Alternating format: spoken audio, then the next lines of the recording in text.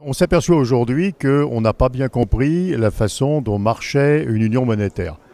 Et il faut d'abord dire que quand on dit Europe, il faut traiter de façon extrêmement différente la zone euro et le reste de l'Europe. Il y a extrêmement peu d'interdépendance entre des pays européens qui ne sont pas dans l'euro et les pays de l'euro. Si vous êtes la Suède ou peut-être dans le futur le Royaume-Uni, vous avez votre propre monnaie, votre propre politique monétaire, vos propres taux d'intérêt. Et donc ce que vous faites avec votre budget, votre politique salariale a extrêmement peu d'effet sur les pays de la zone euro parce que votre taux de change pourra faire l'ajustement. Donc le problème d'interdépendance, il se pose essentiellement pour les pays de la zone euro. Les pays de la zone euro interfèrent énormément puisque le taux de change ne permet pas de dissocier leurs économies ou de corriger les effets de politique économique qui sont différentes. Et donc il se pose de ce point de vue dans la zone euro deux problèmes majeurs qu'il va falloir traiter. Le premier problème, c'est le problème de la coordination. On a complètement oublié au fil des années ce qui était dans les traités fondateurs de l'Europe, qui est ce qu'on appelle la subsidiarité.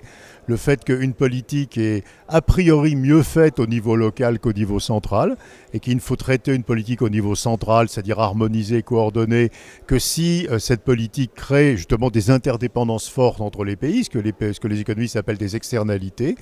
On coordonne aujourd'hui toutes sortes de choses en Europe qui n'ont absolument pas besoin d'être coordonnées, des règles pour l'agriculture, pour l'agroalimentaire, et on ne coordonne pas les politiques salariales, les politiques fiscales, un certain nombre de politiques de normes qui créent des biais de concurrence tout à fait considérables. Donc le premier message, c'est retravailler, revenir à cette question très importante de la subsidiarité, ce qui en plus répond aux demandes des opinions et des citoyens qui veulent qu'on puisse traiter au niveau local beaucoup plus de choses qu'aujourd'hui, parce qu'ils ont l'impression qu'il y a une appropriation de toute leur vie par l'Europe, y compris sur des thèmes ou dans des domaines où ça n'a pas été le cas.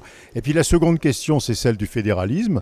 Qu'on le veuille ou pas, l'Europe ne survivra, et à nouveau la zone euro plutôt que l'Europe ne survivra que si on est capable d'éviter l'explosion, la divergence des niveaux de vie. On ne peut pas penser que la zone euro pourra être pérenne si des pays deviennent perpétuellement plus pauvres par rapport à d'autres.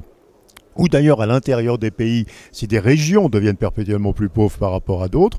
Donc il faut retravailler sur cette question de fédéralisme. Le fédéralisme est pour l'instant assez violemment rejeté par les pays du Nord, en particulier par l'Allemagne. Mais d'un autre côté, les Allemands comprennent que c'est une condition indispensable à la survie de la construction. Donc il faut travailler, il faut pas faire ça dans l'affrontement. Mais il faut travailler avec l'Allemagne pour voir dans quelles conditions on peut mettre en place un certain nombre de mécanismes de type fédéraux, donc des transferts de revenus pour les plus pauvres, pour les plus fragiles, acceptables par l'Allemagne et en échange probablement de ce que demandent les Allemands, c'est-à-dire le respect d'un certain nombre de règles et le respect d'un certain nombre d'engagements de politique économique.